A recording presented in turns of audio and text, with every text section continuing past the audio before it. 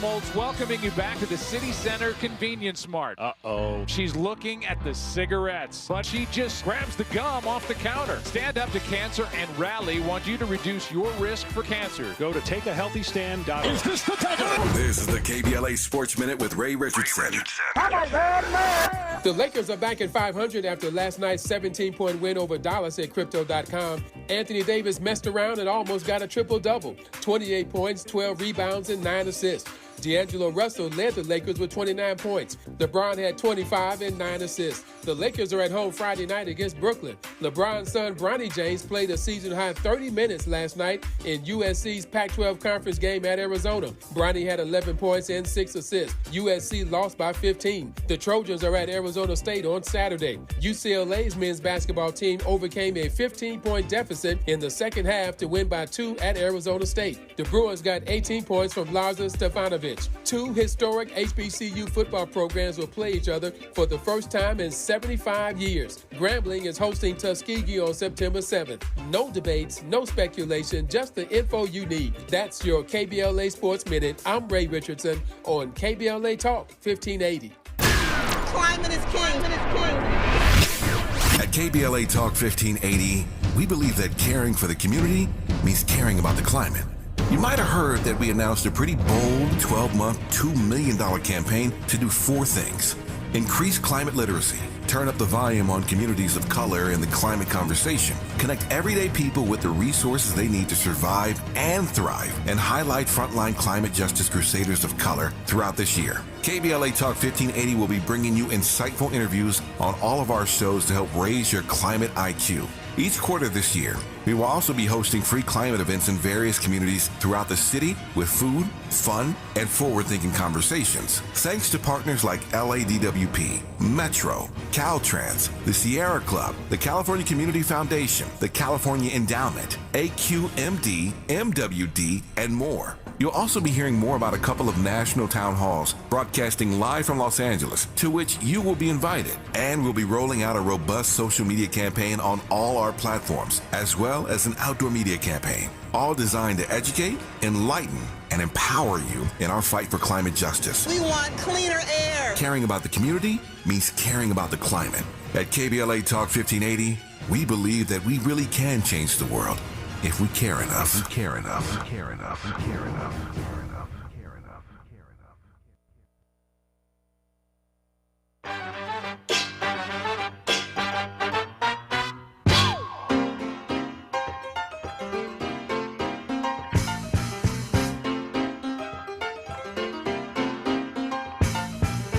Nothing from nothing leaves nothing.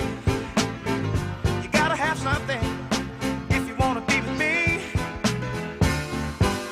Nothing from nothing leaves nothing. You gotta have something if you wanna be with me. Billy Preston. Love me some Billy Preston. You're listening to Tavis Smiley, and I'm delighted to have you checking our program out today. In this hour, 2 great conversations. On the B side of this hour, we'll be joined by the host of HBO's Real Time with Bill Maher. Bill Maher. I look forward to talking to Bill. I haven't talked to Bill this year. Bill and I have been friends for a lot of years. I haven't talked to him in the new year, so I look forward to hanging out with our friend Bill Maher. On the back side of this hour, as he is set to commence the 22nd season of his show on HBO. That's on the B side. We commenced this hour, though, in conversation with Dr. Stephen Williams about navigating the evolving world of plastic surgery, from battling bias to becoming the first African-American president of the American Society of Plastic Surgeons. Dr. Williams, congratulations, sir, and good to have you on this program. Mr. Smiley, thank you so much. I really appreciate you having me on, and your program's great, so it's an honor to be here. It's great to have you on. Just call me Tavis. You've earned that doctorate. I've got a few honoraries, but you've earned yours, so I'll call you Dr. Williams. You call me Tavis, and we'll get along fine here. So first of all, again, congratulations on that high honor. Give me a sense of, I don't know if you have some stats at the ready, but give me a sense of the presence of black physicians in this field of plastic surgery across the country.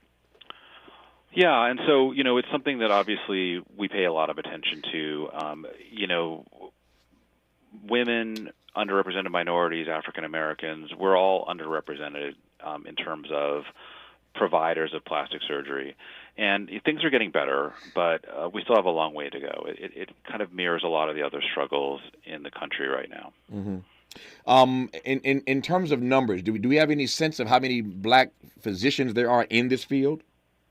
When you look at the overall percentage of the demographics in the United States, we're probably about 20 to 30% of what you would expect those demographics to be. And as I always tell people when we're talking about equity and diversity and access, it's not about having a fixed ratio. It's not about saying that we need this profession to reflect exactly what is out there in society, but the real question is, as our patient population continues to diversify, as America becomes a more diverse country that has, multiple colors, ethnic backgrounds, as those numbers increase, why is it that there is a disparity there, and what can we do to make it better? Yeah.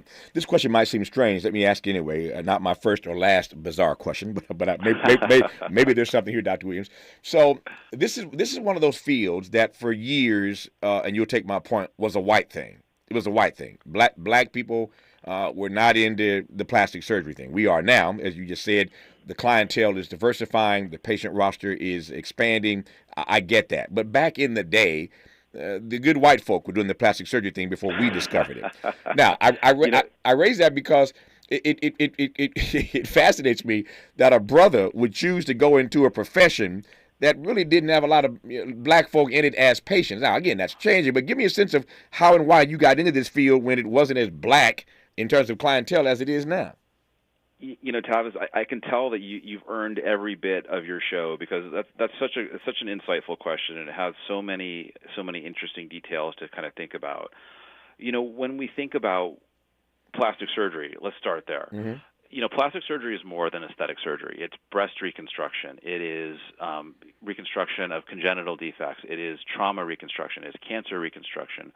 So all of those things are an integral part of plastic surgery. And so whenever I'm able to kind of advocate for our patients, I want to advocate for all of our patients. And traditionally, African American women have been really not been offered breast reconstruction options. And so when I think about plastic surgery, it's not just the Botox and the facelifts and the tummy tucks. It's also reconstruction and things that they have a right to have that they've been denied.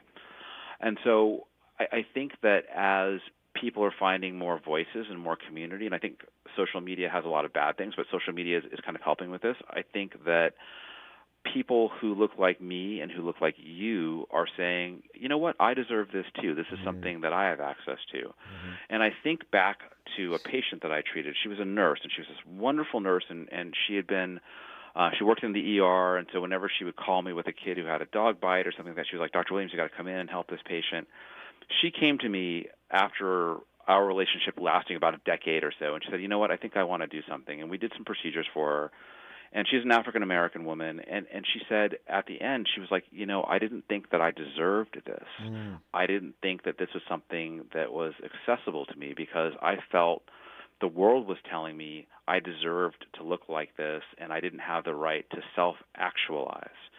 And when we think back about what African-American, and there are other people too who have similar histories, but especially African-Americans, have in terms of being able to have jurisdiction and control over their bodies and having the ability to make decisions about their bodies, this is really inherent in what freedom and the ability to exercise our rights are. Nope, I hear that. I receive that. It makes perfect sense to me. We are just getting started in this conversation about what it's like for a brother to navigate this evolving world of plastic surgery and what it means to be the first African-American president of the American Society of Plastic Surgeons. We are still doing things now, not because we weren't talented then, but our time is here.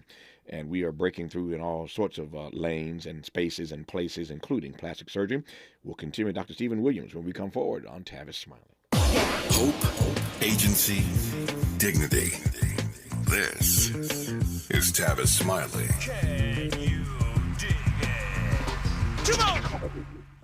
What is dedication? My biggest fear in the middle of my addiction was that my kids wouldn't have a father. And I started thinking, you know what? This isn't my story. I definitely had to become a better man to be a better father. It's important to me that my kids are empowered and truly believe that if they can think it, they can do it. That's dedication. Visit fatherhood.gov to hear more. Brought to you by the U.S. Department of Health and Human Services and the Ad Council. Joey from Vermont, a farmer trying to get through the winter. Adriana from South Carolina, a single mother living paycheck to paycheck. Liam from Ohio, an injured father struggling to provide for his family. Hi, I'm Shanola Hampton, and I support the Feeding America network of food banks because they help provide over 6 billion meals to people in need each year. Learn more at feedingamerica.org. At KBLA Talk 1580, we do Black history every single day.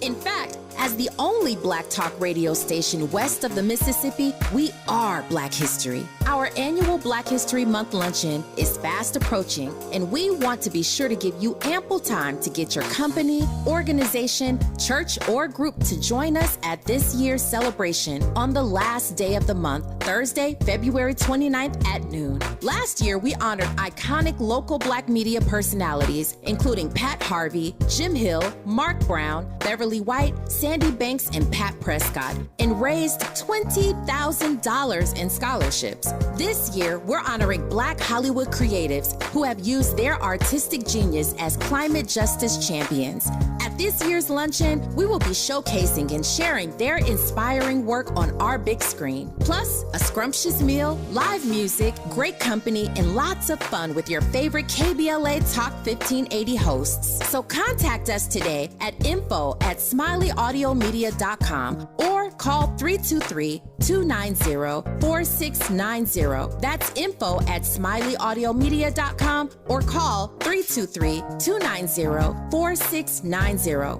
We hope to see you Thursday, February 29th as we close out Black History Month. At KBLA Talk 1580, we've got your Black. We're from Washington. We love Febrez's new scent. Refresh and energize. So much we made a song about it.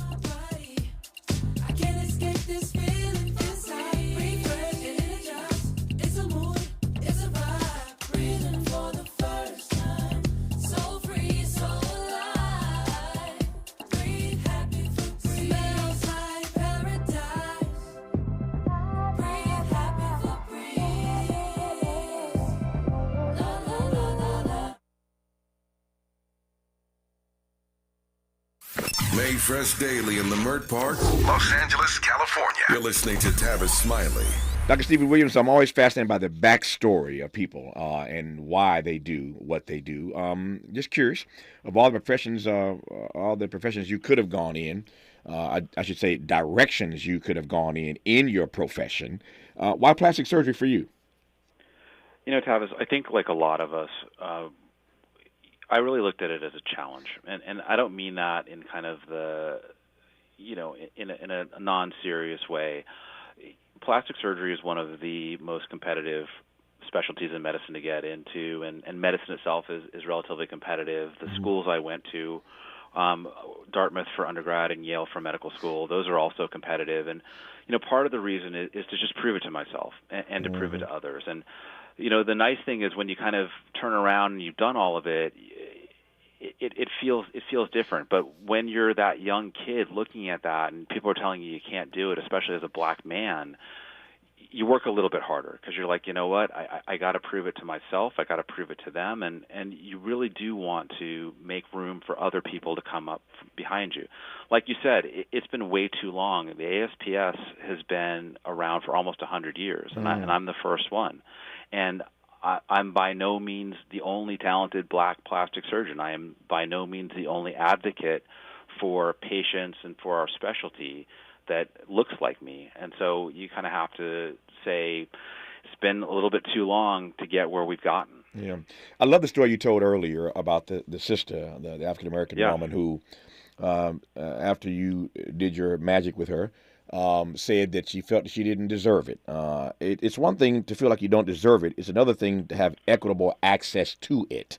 Those are not the same things. Do black people writ large have equitable access to plastic surgery, and what role does insurance play in that process? So that's, again, it's a great question, and I think historically the thing that we look at, because it's very well tracked and because there's federal regulations around ensuring access, is access to breast cancer reconstruction. We know that black women definitely suffer from breast cancer, but when we look at the trends, despite our best efforts, they continue to be marginalized. They continue to not hear about breast reconstruction options.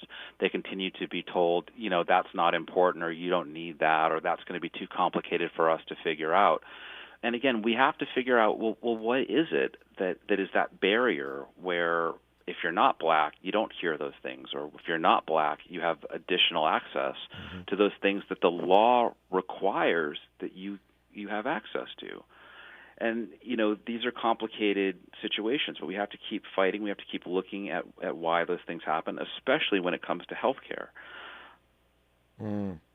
I am I'm wondering I'm pausing because I was thinking as you were talking about the ways in which and there may be nothing here. Let me probe anyway.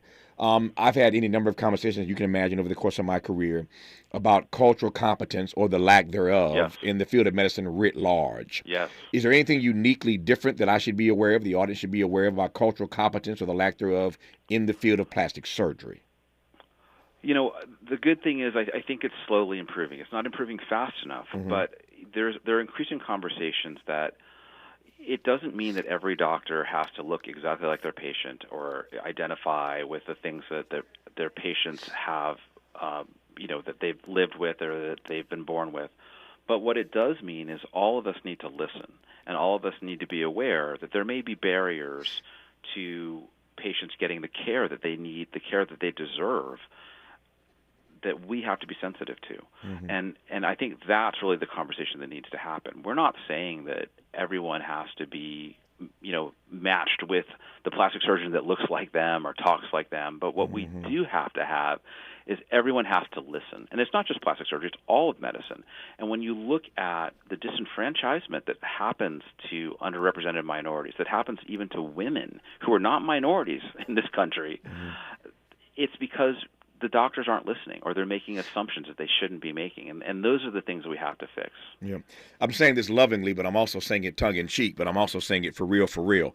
And that is that there are some things I just don't want the good white folk to do for me. I just want to keep it real. I don't want you making my potato salad. I just don't. I just don't. I don't want you making barbecue. How do you feel about it? Yeah, I don't want you making my barbecue. Barbecue a little bit better than potato salad. You can't touch, but you can't touch the potato salad. I don't want you doing my greens. I don't want you being my choir director clapping off beat. I don't want that. There's just certain things I don't want the good white folk to do, even though I love them. You see where I'm going here. If you are an African American, male or female, and you're about to have a plastic surgery, just given our phenotypes and the way we show up in the world, the way that God made us, again, to your earlier point, you don't have to be black to do plastic surgery on a black person, but you see where I'm going here, do you not? I see exactly where you're going, and here's what I would say to that. Okay. I think that every plastic surgeon is well trained to take care of any person of any gender, any sexual orientation, any religion, any color, any ethnic background. That's part of the training. We're trained to do that. What we're not trained in as well is listening, and we're not trained in as well as being culturally competent. I love that phrase, and that's the part where things break down. Right, because someone of a particular background may have expectations or may expect to be communicated to a certain way, or may have hesitancies about trusting the medical institution because of historic problems that especially black people have had with the medical institution. Sure. And so without understanding some of those barriers, you can't be an effective caregiver. And so I understand when my patients come to me and say, I came to you because you look like me and I trust you. And it makes me a little bit sad because they shouldn't have to kind of look far and wide for that type of access to good care. And it makes me a little bit sad because I know that all of us are trained to take care of everybody. And what I think that they're they're communicating is they don't feel listened to, or they don't feel that the communication is there, and so it's hard for them to trust their providers. And that's what we have to do better. Yep. So the flip side of black folks seeking you out because you look like them, and they feel confident and comfortable that you know what to do with the unique phenotype that they have. It's one thing for them to seek you out in that regard. The flip side of that, you see where I'm going, is that some white person may come into your office and see, it's a black man.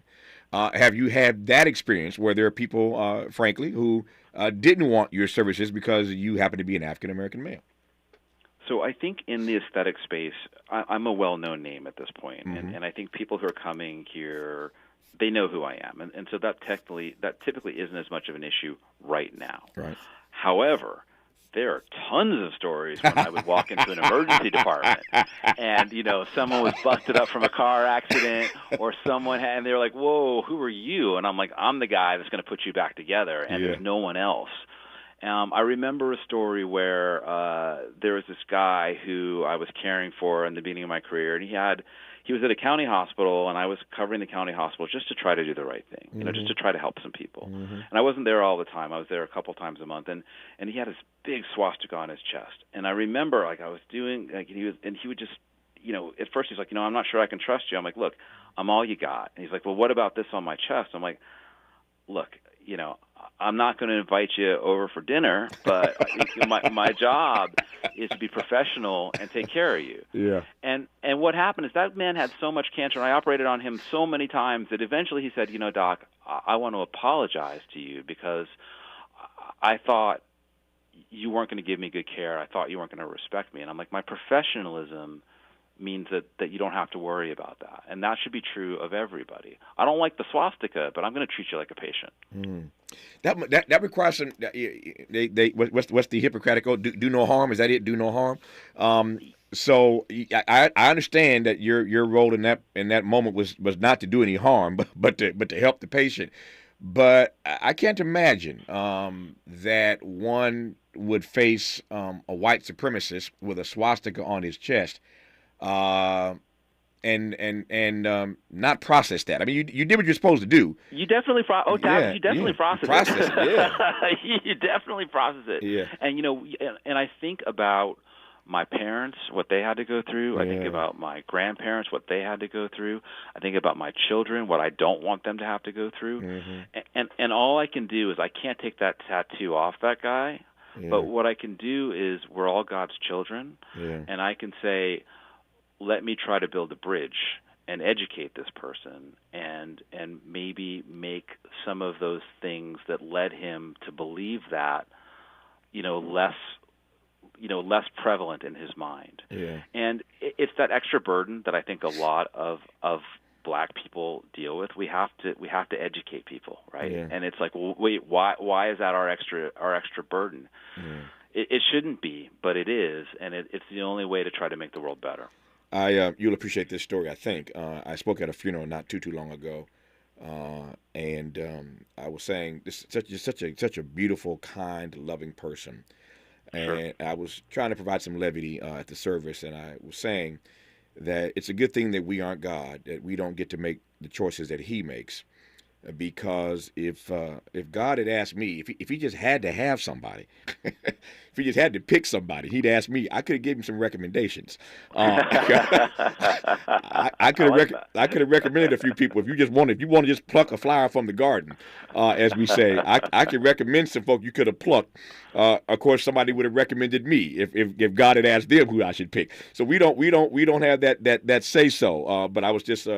Again, trying to provide some levity because this person was so sweet. It's just hard to imagine why they died so soon. When there are other folk who ain't doing no good in the world, and so I'm sharing that story for the obvious reason. You're looking at this guy with a swastika on his chest. Maybe the world is better off without this dude, and yet you do your job to save his life anyway. So it all works out, and I take your point, and I'm glad you did what you're supposed to do. Let me just ask, what is your in this role? Let me do this first. Let me ask this question first. AI is touching everything these days, and so I can only imagine that even in plastic surgery, AI is turning things upside down. Is that good or bad, or am I onto something here? Yeah, you're definitely onto something. So, like everything in the world, it has good and bad things, and it has some of the bad things come from the history of who we are and what we've built over time. And when you think about AI, it's going to make patient information more available. It's going to hopefully make physicians better able to make better decisions and be more accessible and make sure patients are getting their questions answered. Those are all the good things. The bad things are,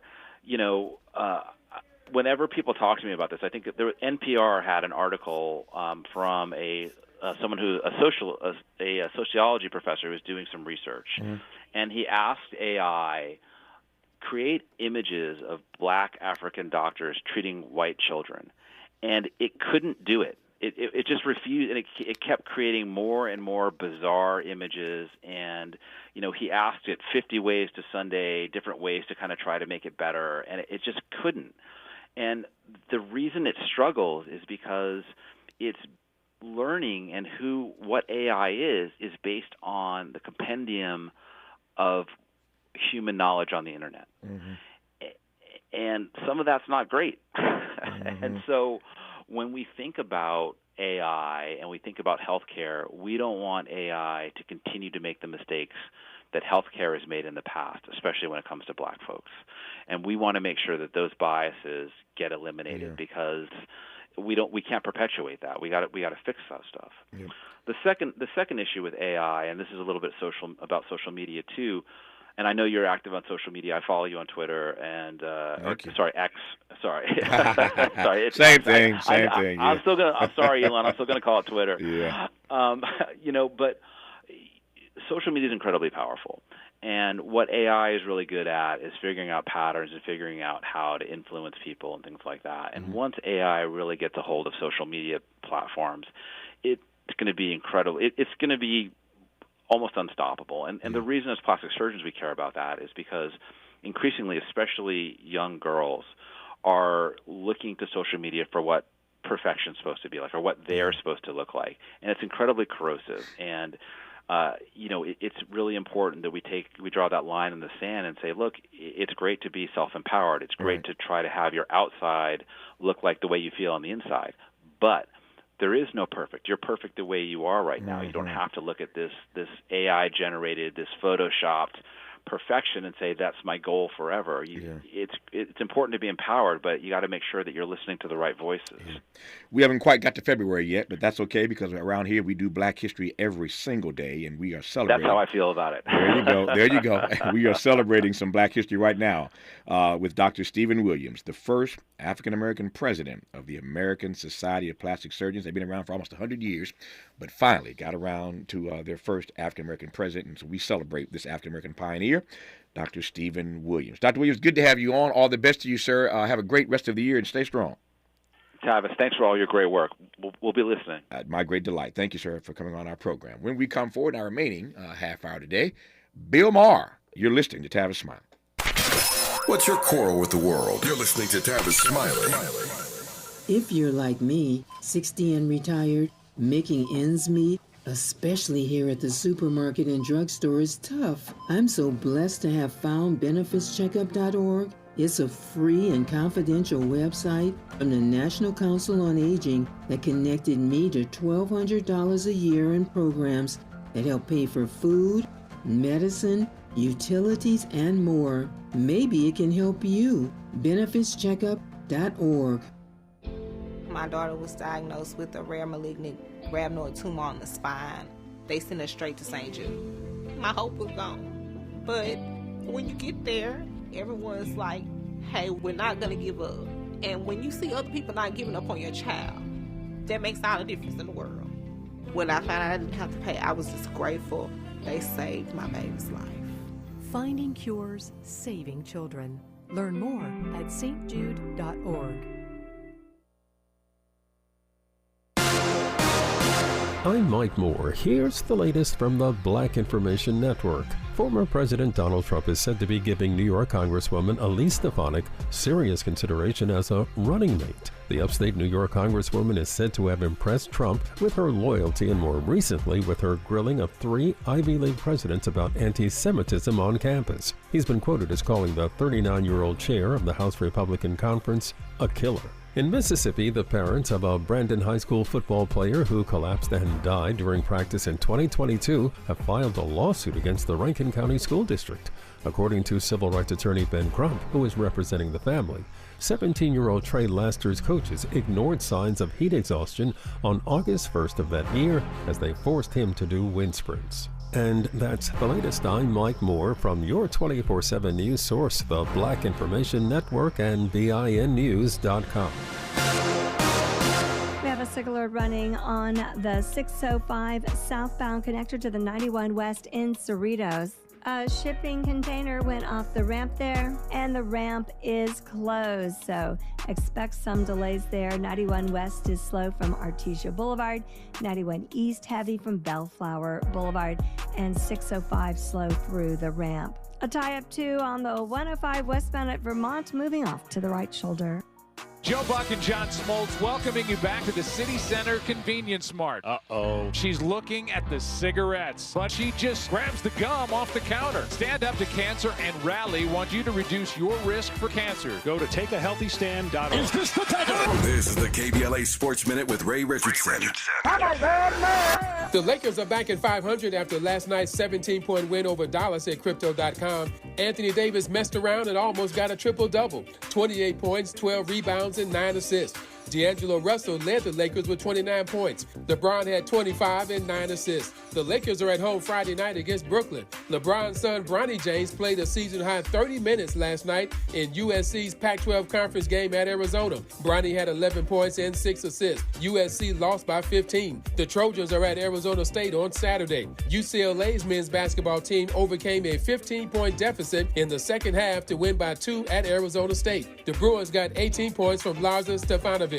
Two historic HBCU football programs will play each other for the first time in 75 years. Grambling is hosting Tuskegee on September 7th. No debates, no speculation, just the info you need. That's your KBLA Sports Minute. I'm Ray Richardson on KBLA Talk 1580.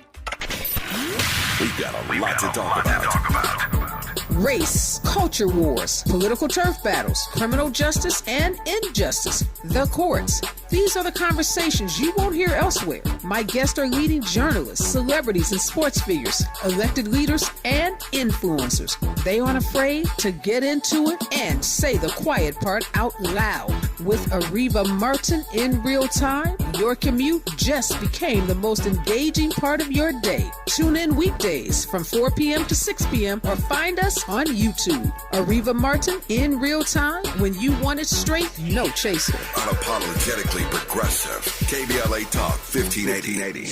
We've got your black. If you love to travel, Capital One has a rewards credit card that's perfect for you. With Venture X, earn unlimited double miles on everything you buy and turn everyday purchases into extraordinary trips. Plus, receive premium travel benefits like access to over 1,300 airport lounges where you just check in and chill out. Open up a world of possibilities with Capital One. What's in your wallet? Terms apply. Lounge access is subject to change. See CapitalOne.com for details.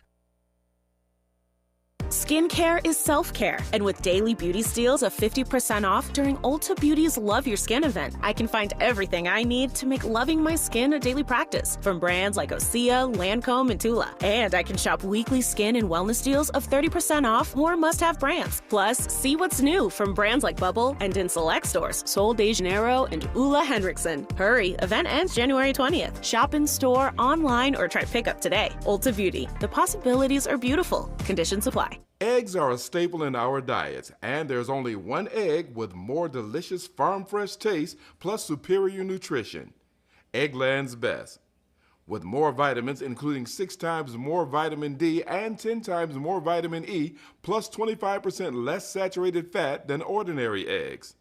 Available in so many delicious varieties. Classic, cage-free, and organic. Eggland's Best. Better taste, better nutrition, better eggs. Let's get back to more of this rich dialogue with Tavis Smiley. As promised, my friend Bill Maher is here, the host, of course, of Real Time on HBO, now going into, I think, season 22. Is it 22 seasons, Bill? Unbelievable. Well, yes, I started when I was 10. It was, it's 22 years. Yeah. We started in 2003. I'm not good at math, Tavis. Yeah. You're better at that than I am. But, it's been a while, and it's been a great ride, and we're not close to done. Yeah. To what do you attribute the success of the show on HBO? And I asked that in part because I've been on your program many times, of course. I'm grateful for the invitations when they come. But back when you were doing Politically Incorrect late night on ABC, we all for those who were around then, that thing ended not so neatly, not so cutely. Did it end? And there were some who thought that in that version of your work that you were done, and then you pop up on HBO 22 years later, you're still doing it. To what do you attribute it? I'm awesome. I'm really great at it. I mean, I could lie to you. No, I mean, it's a number of factors, but I think first of all, it changes. I don't think anybody lasts on TV for 30 years. I mean, Politically Incorrect started in '93, and there was only a 6-month break between shows. I mean, that's a pretty long run. Yeah. Basically, I think my bond with my audience has always been that I never pull a punch. That's what they like about it. It's not everybody's cup of tea, but our ratings have always been awesome. That's, I think, attributed to the fact that there is an audience for that. There is an audience that just does not want to hear BS of either side. And I've always played it that way. I never have had a team. The events in the country have changed a lot. So there are times when I think I look more, now they think I'm more conservative. I haven't changed at all. Things have changed. The left has gotten crazier. The right has gotten crazier too. But, I call them both out. Yeah. And I think most of the country is there, actually. I mean, the people who have the megaphone and speak the loudest are the small fringes on each side. You'd think that they ran the roost. They don't. They're just very influential because they have the bullhorn. Yeah. But most of the people in this country, the editorial I'm doing tomorrow night is all about, over this last vacation, I talked to a lot of people, and I said to them, if you could make 2024 one thing, what would you say it should be? What's one word? 2024 should be the year of, and everybody said, sanity. Sanity. Can we just make this the year of sanity? Mm-hmm. That's a powerful word and a powerful frame. You said two things I want to go pick up right quick. I'm watching my time. I only got a half hour with you, less than that now, so I want to cover some ground here. I'm glad you went there because I was going to go there because I teed this up earlier. I'm on for 3 hours a day. We're heard across the country now.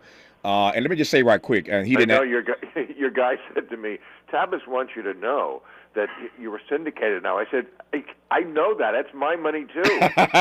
Because I'm still looking to make money off this deal. Are we making any money? To the point of making money, I was just about to go there. So I have not said this to the national audience because I haven't had you on since I became syndicated. But for those who don't know this, when I went about the business of trying to make my home station here in L.A., KBLA Talk 1580, the first and only black-owned talk radio station west of the Mississippi, I had my own pennies, but I needed some extra pennies to make this happen. And for those who may not know, Bill Maher came along with me, with a few other people, to make this station in L.A. possible. So I am forever indebted to my friend Bill Maher for supporting me in this venture. That said, that won't stop me from going in on him. And by the way, you absolutely fulfilled everything I hoped. I mean, you're doing great. The station is great. And the return, you're growing it. That's what we wanted. We're building it. We wanted, and you're doing it. No, we're building. It's a process, man. It's a process, but we are building it, and I'm grateful for your support in that regard. My pleasure. But you went there first. Let me follow you. And I want to read. I've got a bunch of people sending me stuff when they knew you were going to be on. I want to read one thing. It's going to push you, but I know you can handle it, and you'll respond appropriately. But since you went there first, before I read this from one of our listeners, you mentioned that they say you become more conservative. You do realize that a lot of people are saying that, Bill, that you've become more conservative as you've gotten older. You don't accept that, obviously. Of course not. I have a book coming out, and a lot of it, I think it's a compilation of a lot of the editorials that we've done over the years. And one of the reasons I was interested in doing this and going through all this old material is to get into that question. Look, there was a time when the left gave you very little to make fun of, specifically like the Obama years. Mm-hmm. Obama was not funny. Great. He was not. He was a disaster for comedians because there was nothing buffoonish about him, you know. And the left hadn't gone into this place where they don't believe in free speech anymore. Yeah. They think diversity is great, except the diversity of ideas. They think feelings are more important than free speech, because that was never me, Tavis. Mm-hmm. I'm a Mr. Free Speech guy. Mm-hmm. You talked about me getting fired from Politically Incorrect. That was a free speech issue. Mm-hmm. You know, there's just a host of crazy stuff that it's okay to teach, you know, queer theory to kindergartners and put ideas in their head that are complicated about sex and race before they can spell. You know, abolishing the police. Communism might be worth another try. You can be healthy at any weight. Homelessness is just a lifestyle that should be protected, like they're an endangered species living in their natural habitat, and men can get pregnant, and women's prisons can have people with penises in them. I could go on about stuff that wasn't around 10 years ago. Mm-hmm. So you come at me with, I've changed? No, I can prove things changed. Mm. Other people changed. The left changed. And it doesn't stop me. Look, there was nobody who was more mean or prescient, about Donald Trump and how he was never going to leave office. So I don't have to burnish my credentials about where I am on criticizing the right. But again, my bond with the audience is I don't pull a punch. Yeah. So whoever's making stupid stuff, that's where the comedy gold is. And by the way, you can tell what I'm saying is true because people laugh at it. Yeah. So let me read this, and I want to read it, and when we come forward, I'll give Bill a chance to respond to this. I think this person pretty much dared me to read this, as if I'm scared to put a tough question to Bill Maher, and as if Bill is scared to respond to it. So here's the letter. Let me read it, and when we come forward, Bill will respond. Hey, Tavis. A couple of months ago, I deprogrammed the automatic recording of Real Time with Bill Maher on my DVR. While I'd formerly regarded Bill as an equal opportunity offender, as a comic observer of inanities and absurdities of modern life, irrespective of the race, religion, or ethnicity of the parties involved, I'd begun to recognize the surfacing of an abiding mean streak in Bill regarding so-called wokeness.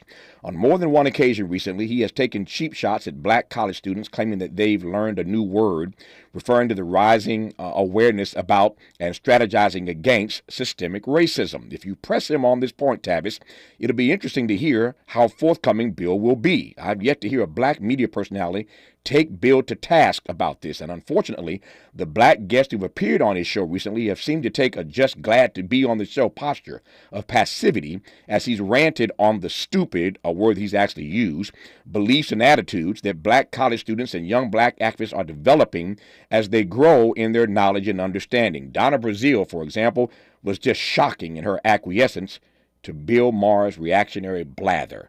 Bill Maher's response to that when we come forward on Tavis Smiley. Interrogating and unpacking. That's what we do around here.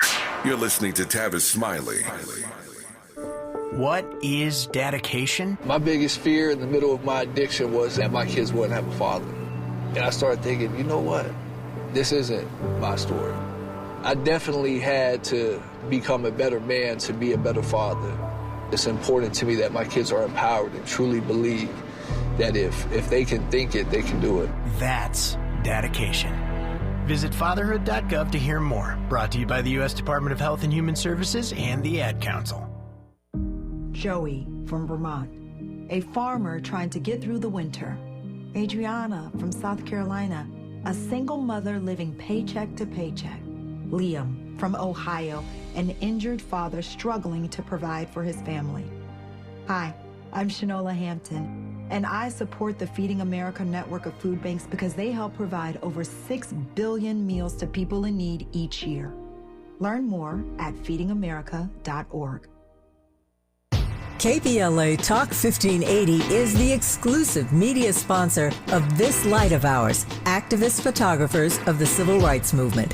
A dynamic new exhibition on view now at the Skirball Cultural Center in Los Angeles. This light of ours showcases more than 150 photos taken by movement insiders from diverse backgrounds that reveal the vital work undertaken by a broad coalition of organizers and everyday people whose collective action changed America. This light of ours is one of 3 temporary exhibitions currently on view at the Skirball, which together explore issues related to civil rights, immigration, and pluralism. Tickets and more information for all 3 exhibitions are available at skirball.org. That's skirball.org. SKIRBALL.org. She's so smooth. I'm interrupting my own shower to remind you to treat your skin like the queen she is with Olay Hyaluronic Body Wash, packed with Olay's highest level of vitamin B3 complex. It's so moisturizing that it will give you visibly smoother, head-turning skin in just 14 days. People wondering, how'd she get so smooth?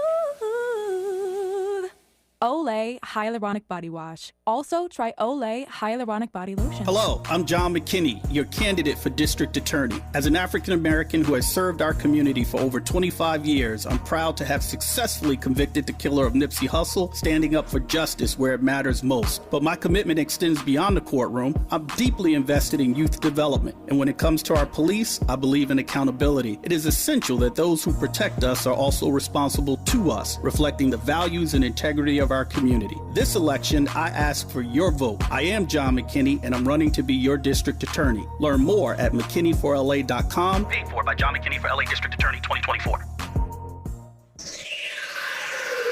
Sounds different, huh? This is Tavis Smiley. Before I pass the mic to the gentleman from Real Time on HBO, Mr. Bill Maher, the questions are, Bill, are you mocking and demonizing black folk, and are Negroes just all too happy to be on your program these days?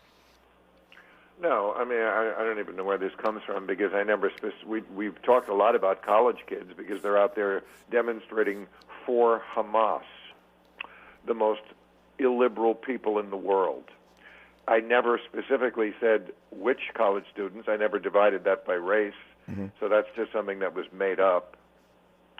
I have and by the way, I'm not a big fan of people who, I don't like what you said, I don't agree with what you said, so I'm deprogramming you, I'm unfriending you, I don't talk to you anymore. My show is, you asked me why it's successful, partly is because it's one of the only places on television where people who have different points of view talk to each other. These folks who think that you can solve this country's problems by somehow completely shutting yourself off from people who don't agree with you, that's not going to work. Half the country doesn't agree with you probably about any issue, including within the black community. People don't agree. I hope all those points of view are represented, and it's not just one side on your programming, because, I mean, we have polling on this, and, you know, I think Trump, and I've always said you can hate him, you can't hate everybody who likes him. I think he got 20% of the black male vote last time, more than he got the first time. Again, why? Do we just shut people off and say, I don't want to hear from you, I don't want to talk to you anymore, I don't care what you think? Maybe we should look into why they think that. But again, this thing about, I was talking about black college students, I don't remember ever doing that. College students, yes, and yes, do we have varying points of view? I wouldn't exactly call Donna Brazile somebody who is shy about representing her point of view. So the idea that Donna Brazile, who's a great friend of mine, is acquiescent, is laughable to me. Yep. My sense is, and this isn't rocket science, my sense is that it is impossible to do any kind of show anywhere these days where there are different opinions being expressed that isn't going to divide the country in half. I mean, in part because the country's already divided anyway. So, I mean, my point is, I think it's unfair. And again, you and I don't agree on everything. We're best of friends. We don't agree on everything. But I think it's unfair, I will say this, to blame any particular host for dividing a country that's already divided anyway, if that makes sense. I think by talking about different things, we can actually bring the country together. Mm-hmm. This is what happens in my stand-up shows. I get a much more diverse, and when I mean diverse, I mean like philosophically diverse audience than I used to. And again, this is not because I have changed. It's because I'm commenting. I'm going where the funny is. Mm-hmm. That's what it is. I'm going where the funny is. The left has left me a lot of funny, and I'm a comedian. I'm going to go where the gold is. But it's great to be able to sit in an audience with people who don't agree with you, and you're all laughing at the same things. Yeah. That's what happens at my stand-up shows. The conservatives, they enjoy the anti-Trump jokes and making fun of the Republicans. They can laugh at themselves, and the liberals can laugh at woke nonsense that the conservatives probably laugh at a lot more. But everybody seems to be able to get along. Yeah. And we don't fight with each other. We don't hate each other. We all laugh at the same things. And, that's the country we used to have. Everybody didn't have to be like, no, I don't go there with you. No, that's not where the country I want to live in. We have to get along. He's got a new season. We'll talk about the lineup tomorrow night. He's got quite the lineup tomorrow night. Our guest is Bill Maher. Our remaining moments with him when we come forward on Tavis Smiley.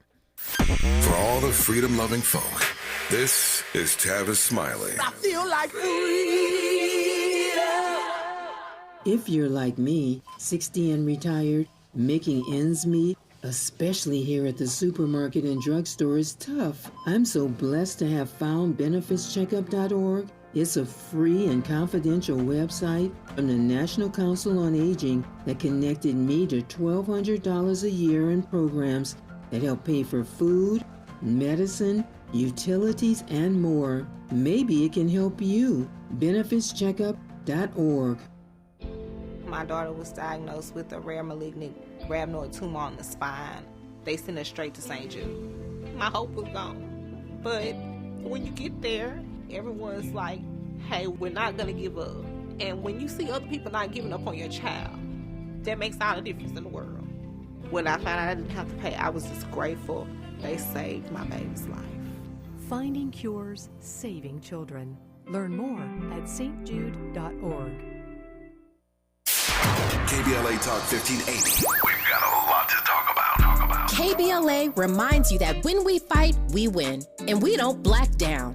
LA Community Action Network, or LA CAN, was formed in 1999 when 25 residents of downtown LA came together and acknowledged the problems that existed in their community and made a commitment to do something about those problems, to stand together, organize, and become a force in the community that demands change. Civil rights and preventing the criminalization of poverty are their core projects. In addition, they take on women's rights, the human right to housing, and healthy food access. LA CAN also has projects focused on economic development, civic participation, voter engagement, and community media. While downtown LA remains their home base, with a particular emphasis on the Skid Row community, in 2007 they expanded their housing and healthy food access work into South Central Los Angeles. LA CAN believes that power for low-income people and people of color is achieved through a large, active, and well-informed member base that utilizes a multitude of methods to advance their messages and goals. If you'd like to join the Los Angeles Community Action Network and organize people to fight back against oppression, please visit cangress.org. That's cangress.org. This is a community call to action from KBLA Talk 1580. I started vaping my freshman year of high school, mostly because all my friends had vapes. I wanted to fit in with them and look cool and be a part of everything that they were doing. The hardest part about quitting for me was all my friends still hitting their vapes right next to me. It was really frustrating and confusing when I was trying to quit because in my head I knew I didn't want to do it anymore, but for some reason my brain still wanted it. No quit story is the same. For free support, text Kick Nicotine to 66819 today. Ready to re-examine your assumptions and expand your inventory of ideas? More of Tavis Smiley coming your way right now. Bill's back. Bill's back. Bill's back. Bill Maher tomorrow night is back on HBO, real time. Got a pretty amazing lineup tomorrow night. The one-on-one is Gavin Newsom, governor of California, of course.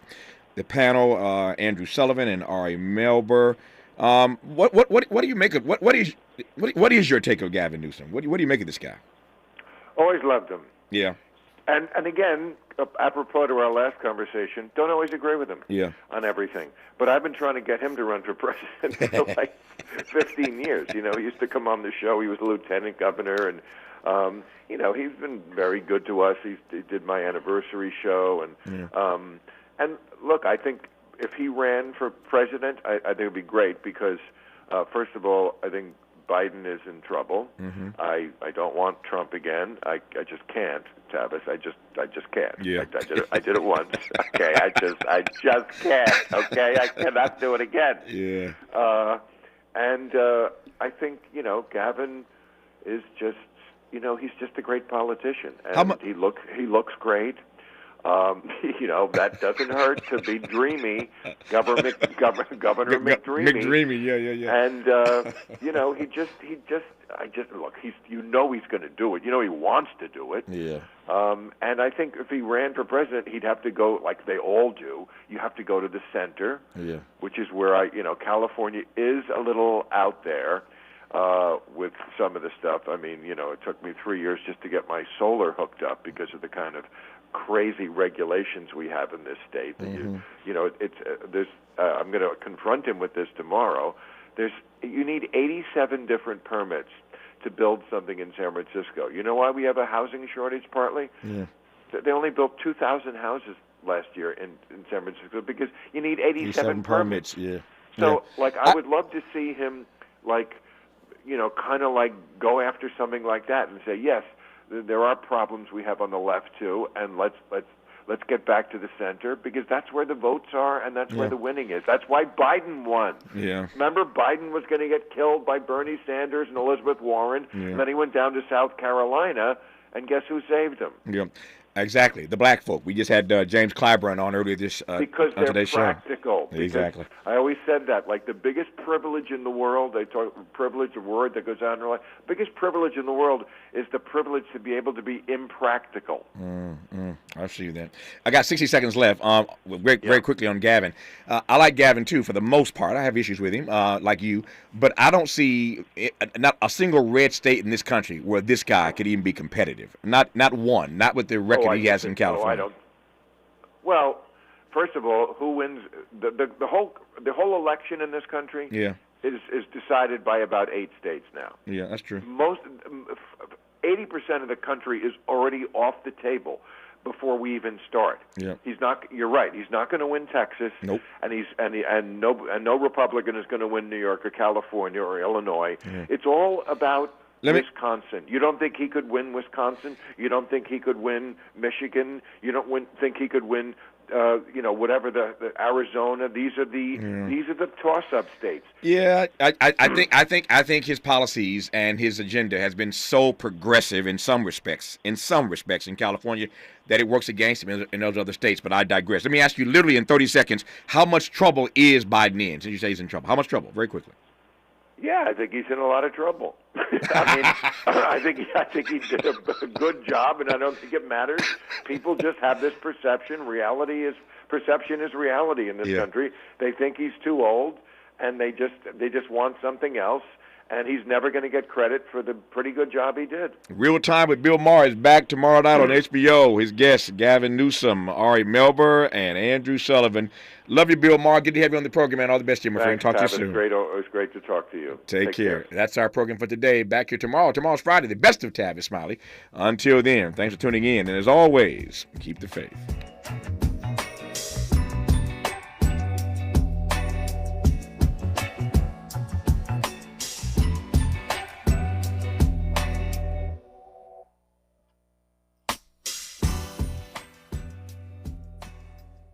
KBLA 1580 Santa Monica. I'm Mike Moore. Here's the latest from the Black Information Network. Former President Donald Trump is said to be giving New York Congresswoman Elise Stefanik serious consideration as a running mate. The upstate New York Congresswoman is said to have impressed Trump with her loyalty and more recently with her